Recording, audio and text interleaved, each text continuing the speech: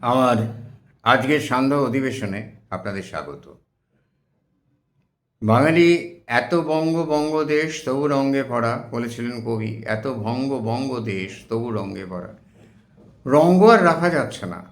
আজ বাঙালি সত্যি দেউলিয়া হতে চলেছে। অবাক লাগে কিছু কিছু সামাজিক মাধ্যমে পোস্ট দেখে। একটা পোস্ট প্রায়ই দেখি, ঘটি বাড়ির ডিম কষা, বাঙাল বাড়ির ডিম কষা। ঘটিরা জাল খাইতে জানে না, মাংসের পায়েস রাঁধে, বাঙালিরা ঝাল খায়, এটা তাদের বীরত্ব ব্যঞ্জক উক্তি। এখানেও একটা হিন্দু মুসলমান বাঙালির মধ্যে বিরাট বিভাজন, প্রচুর খ্রিশ্চান, বিরাট বিভাজন। এখন আবার ঘটি বাঙালির বিভাজন, ডিম কষা আর ঝাল খাওয়া না খাওয়া। আচ্ছা, ঝাল খাওয়াটা কি কোনো কৃতিত্ব? যারা ওই পার বাংলা থেকে বিধর্মীদের স্বভাবের ঝাঁঝ, আক্রমণের ঝাল, চাবুকের মার সহ্য করতে না পেরে পালিয়ে এলেন এপার বাংলায়, মাতৃভূমিকে ধর্ষিতা হতে ফেলে রেখে। তারা এপার বাংলায় এসে এপার বাংলার মানুষেরা গোপাল পাঠার নেতৃত্বে রুখে দাঁড়িয়ে হিন্দু জন্য একটি ভূমি আদায় করেছিল। তারা সেইখানে এসে মাথা গুঁজলেন, কিন্তু তাদের পৌরুষ নিরাপদ জায়গায় এসে মাথা চাড়া দিয়ে উঠল।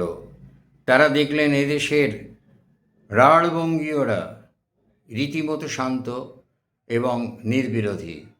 সুতরাং নানাভাবে তাদের ছোট করে যদি নিজেদের বড় করা যায়, ফেল করা ব্যাংকের ওপর তারা চেক কাটলেন। কত কিছু ছিল, সব তো ছিল। এলে কেন? ওই যে ওদের ঝাঁঝ সহ্য না করতে পেরে পালিয়ে এসছি। এখন রান্নায় ঝাল দিয়ে প্রমাণ করি আমরা সাংঘাতিক লড়াকু, আমরা জার্মান। একসময় আবার জার্মানও বলতো নিজেদের। এখন এই ঝাল জিনিসটা সম্বন্ধে বলতে গিয়ে একটা কথা বলি, ঝাল দিয়ে রান্না করাটা কোনো রান্নাকে সুস্বাদু করা যায় না। আমাদের যে খাদ্যে 6টা রস আছে, তার মধ্যে ঝালকে কটু রসের আওতায় ফেলা হয়। আর তরকারিতে ঠেসে সেই রবীন্দ্রনাথের পদ্মমণি চচ্চড়িতে লঙ্কা দিল ঠেসে, সেই লঙ্কা দিয়ে যে ঠেসে দিয়ে ঝাল কোনো মতেই সুস্বাদু করা যায় না, করা হয়ও না। আর এই যে আমাদের দেশে এই যে পর্তুগিজেরা 1498 খ্রিস্টাব্দে লঙ্কা নিয়ে এসেছিল, তার আগে লঙ্কা ছিলও না। এটা আমেরিকা মেক্সিকো থেকে এসছে পর্তুগিজদের হাত ধরে। তার আগে মরিচ, পিপুল, দারচিনি ইত্যাদি দিয়ে, গোলমরিচ রাজার, এখন আবার লঙ্কাকেও মরিচ বলেন অনেকে, গোলমরিচ দিয়ে ঝাল হতো। ভারতবর্ষ পরাধীন হয়েছিল গোলমরিচ আর দারচিনির জন্য, লঙ্কার জন্য নয়। তো এখন এই যে লঙ্কা দিয়ে আমি ফরাসি, ব্রিটিশ, আচ্ছা ওদের ছেড়ে দিলাম, ওরা সাগর পাড়ের অনেক দূরের মানুষ। যে সমস্ত রান্না দেখা যায় তার মধ্যে ঝালের প্রাবল্য নেই। এমনকি কাফি খাঁর সেই কার্টুনগুলো মনে করুন 50-এর দশকে, ডাইলে কয় গন্ডা লঙ্কা দিস, ঝাল দিয়ে গৃহিণী খুব ভালো রান্না রেঁধেছেন। কাফি খাঁর সেই বিখ্যাত কার্টুন, ডাইলে কয় গন্ডা লঙ্কা দিস। অথবা চট্টগ্রামের নৌকার মাঝি যাদের রান্না করা মুরগির ঝোল আজ বিশ্বখ্যাতি লাভ করেছে, সাহিত্যেও ঢুকে গেছে। সেই মাঝি সম্প্রদায় বলছে ছালন কো পকায় কে বাস ইত্তি মশালা, অর্থাৎ ছালন মানে মাংস, মাংসকে খুব নাড়াচাড়া করে কষে কষে কষে কষে অল্প মশলা।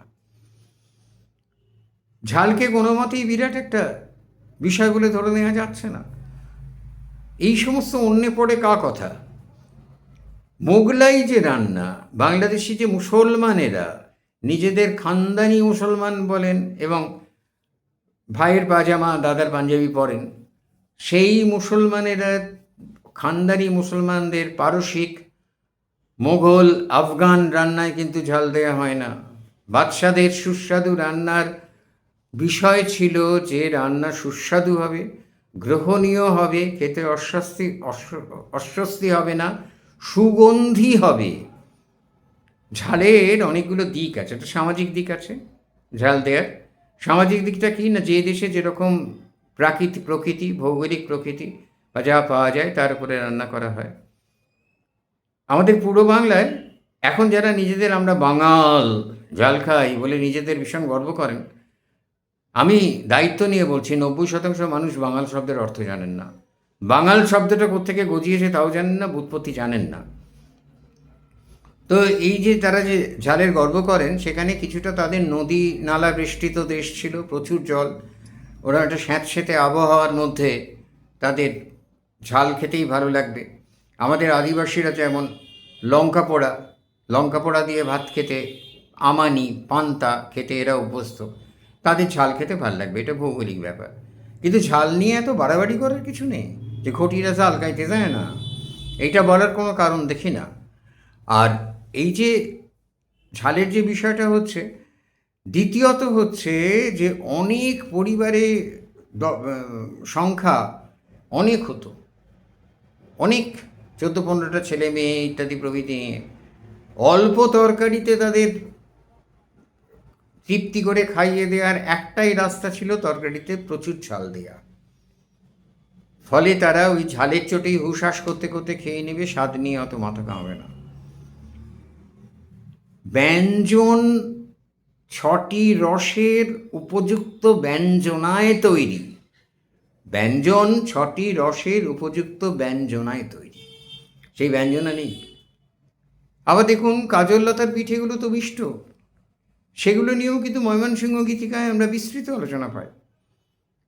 মনসা মঙ্গল, চণ্ডী মঙ্গল, এই সমস্ত কাব্যে আমরা খাদ্যের বিস্তৃত আলোচনা পাই, কিন্তু কোথাও ঠেস সে ঝাল দিয়ে বাঙাল বাড়ি আর ঘটি বাড়ির ডিম কষা পার্থক্য করা হয়নি।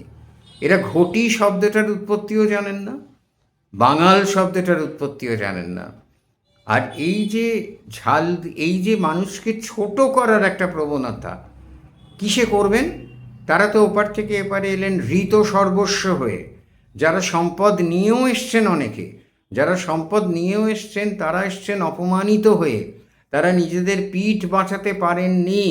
এপারের মানুষ আমরা আমাদের পূর্বপুরুষ রুখে দাঁড়িয়ে পিঠ বাঁচিয়ে পশ্চিমবঙ্গের ভূমিটুকু আদায় করে নিয়েছিল সর্বগ্রাসী জিন্না বিশ্বাসঘাতক কংগ্রেস তাদের হাত থেকে আদায় করে নিয়েছিল, যে কংগ্রেস বাংলা সম্বন্ধে কোনো কথা দিতে চায়নি শ্যামাপ্রসাদ মুখোপাধ্যায়ের নেতৃত্বে।